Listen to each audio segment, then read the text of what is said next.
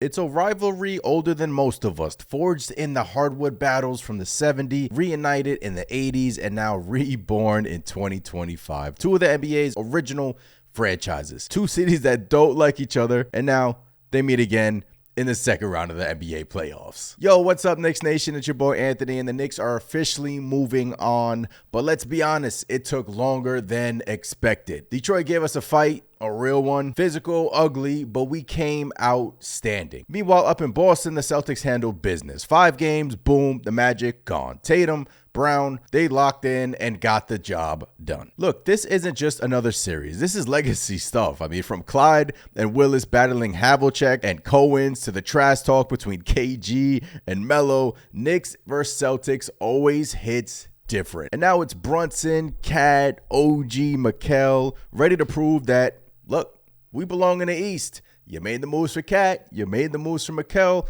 Let's see just how we can compete with these guys. So I'm breaking it all down, strengths, weaknesses, key matchups, and in the end, I'll give you my real no BS prediction on who moves on. Look, the New York Knicks are coming into this series as the clear underdog. The Celtics swept the season series. It just looked absolutely disgusting. Besides the last game where the New York Knicks almost beat them, but they were a foul away, decided not to foul, and that's when Jason Tatum went an absolute Super Saiyan and won the game in Madison Square Garden. Look, in my honest opinion, this series right here will define the New York Knicks summer. We are going to see the moves that Leon Rose made last summer, how they fare against the Boston Celtics, the Cat trade and the Mikal trade. Look, the Celtics come into this pretty much one of the best teams in the NBA, besides the Cleveland Cavaliers and besides the Oklahoma City Thunder. The Celtics have championship aspirations. They're probably going to blow this team up this summer. Not blow it up, but get rid of some pieces due to the salary cap restraints that they currently hold, being in the apron number 2. And the New York Knicks are coming into this after a hard-fought match up against the Detroit Pistons. Look, if you're a New York Knicks fan,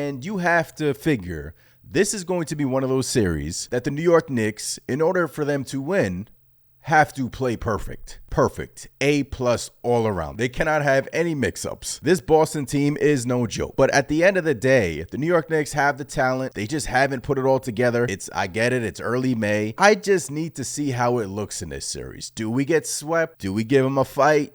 Do we win in 7 games? How does it look? Because I think that is the important factor. I think you could look at this one or two ways. How does it look? Or some Knicks fans already have it ingrained in their mind, like, look, it's a wrap. We've gotten to the second round in back-to-back years, and it just hasn't gone right for us. First year, Miami Heat, we lost. Last year, against the Indiana Pacers, we lost. This season, unfortunately, we get the Boston Celtics in the second round.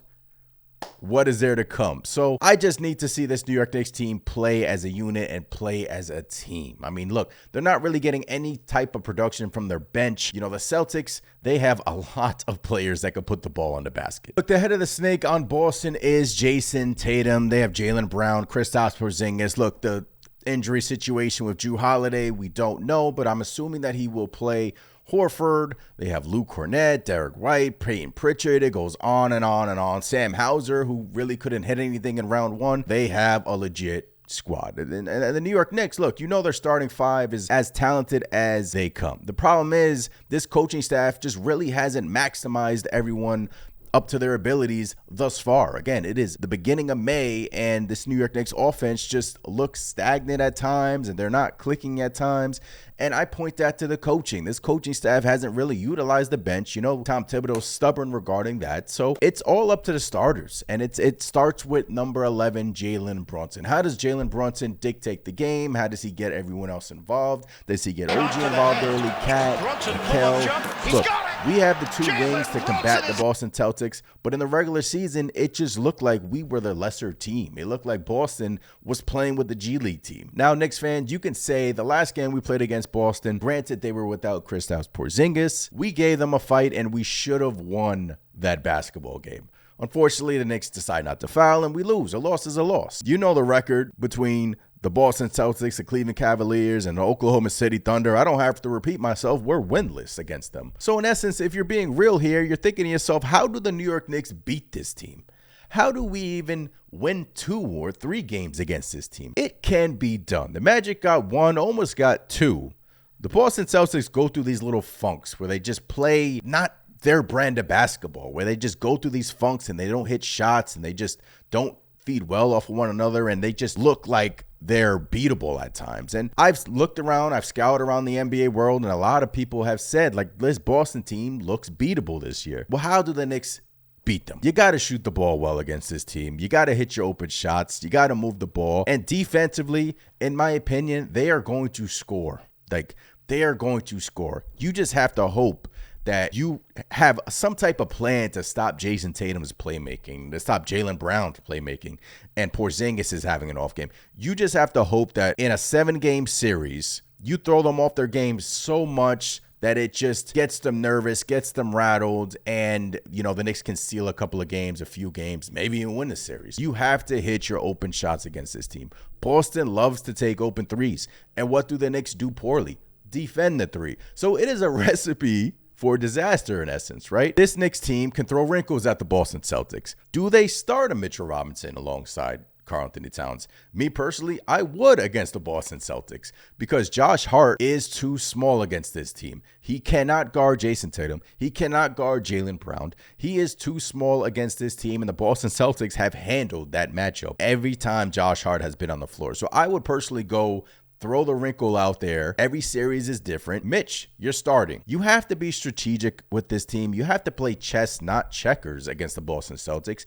You cannot be too predictable in order for yourself to even have a shot against this team. So yes, I am looking at the camera, talking to Tom Thibodeau. He just cannot be stubborn in this series. He cannot. In essence, I think his job may be on the line. There was a report before the playoffs saying that Tom Thibodeau may be on a hot seat if the New York Knicks even were to lose against the Boston Celtics. Thibodeau has to play chess, not checkers. Cannot be too predictable against this team. Boston Celtics are too good, too talented. One thing about the Knicks that I think they have an advantage on is the Detroit Pistons played tough, right? They played angry, right? They play physical. The Boston Celtics, in my opinion, are far away from that. They don't really play physical like the Detroit Pistons, and it was bothering the New York Knicks in that first round. The New York Knicks, it was bothering them, but they still got through it. I think that the Celtics, in terms of the physicality, the Knicks don't really have to worry about that regarding this team. They are the more talented team. So I am going to give you 5 different ways how I think the New York Knicks can stand a chance against the Boston Celtics. Number 1, Jalen Brunson has to be the best player in this series. He has to be Super Saiyan. He has to could pretty much continue doing what he's doing in terms of scoring, but the assists have to be up. He has to get his teammates involved early and often. They have to feed off of him. And for what we've seen from this Knicks squad is that they feed off their captain. So Jalen Brunson has to be the best player in this series. Number 2, control the glass and win the physical battle. Knicks have to control the glass, which is why I would personally start Mitchell Robinson. And control the physical battle. Rough the Celtics up a little bit. Be physical with them. Get on their nerves. Like, this is a rivalry, believe it or not. I mean, look, it stems back from KG and Clyde, and, you know, it goes back and back and back. And be physical with this team. Get in their head. Make them doubt themselves. And maybe you stand a chance against them. Number 3, make it ugly. Slow the game down. Make them play to your pace like the New York Knicks play at a slower pace. Make the Celtics play to your pace. Make it ugly. Second chance opportunities. Die for the loose balls. Just be physical. Make it ugly. And I think the New York Knicks can't do that this series. Number 4, defensive discipline. You got to close out on their shooters. You got to guard the 3-point shot. You have to. So guard the 3-point shooters. I know it's difficult. It's extremely difficult against this Boston team. But if the Knicks can rotate, switch, I would recommend them to switch everything against this team. I don't care. Switch everything. Get your hand in their face. Hand down, man down. The Boston Celtics love to shoot threes, and they have a ton of shooters. So a 10-point lead really is like a 1-point lead against this team. So guard the shooters, get the hand in their face, and let's go. And number 5, Tom Thibodeau. Coaching adjustments. We are looking at you, Mr. Tom Thibodeau. This series could define if you are sitting in that same seat come October of next season. So, Tom Thibodeau, all hands on deck. Tucker, Deuce, Wright, Precious, everyone is available. I don't want to hear no excuses. You need to utilize the bench better. You need to maximize this team to their full potential, and you need to coach like your job is on the line. Because there is a world where this New York Knicks team can get swept. and that will look ugly. All right, guys, I gave you everything you needed to know about this series. Look, it could be one of those series that at the end of the series, you're sitting there like, look, we gave it a fight. It is what it is. Boston's the better team. Or we could shock the world and beat the Boston Celtics. This way, you can shut everyone up. Then you're playing with house money and advancing to the Eastern Conference Finals. My final prediction, ladies and gentlemen, the way this New York Knicks team has looked from beginning of the season until now, even in the first round, I just can't pick the Knicks against the Celtics team. I got the Celtics winning this in 5 or 6 games. I see the Knicks getting a game or 2. That is it. I don't see them competing against this Boston team. I don't. They swept us in this season series, and I know the season doesn't really correlate to the playoffs, but until this Knicks team proves me wrong, until they get their ish together on offense, until they play as a unit, until they maximize their talent on their team, until Tom Thibodeau sometimes takes the stick out of his butt and plays his bench, utilizes his bench more. Deuce, you're not playing well. DeLon Wright, get in the game. PJ Tucker, we signed you for a reason. Get in the game. Until I see that, I just can't pick this Knicks team to beat this Celtics team. They are too good.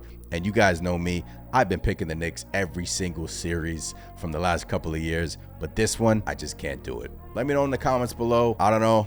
There could be an upset, but in my personal opinion, I got the Celtics. Let me know your predictions in the comments below. Knicks, Celtics, second round should be a great series.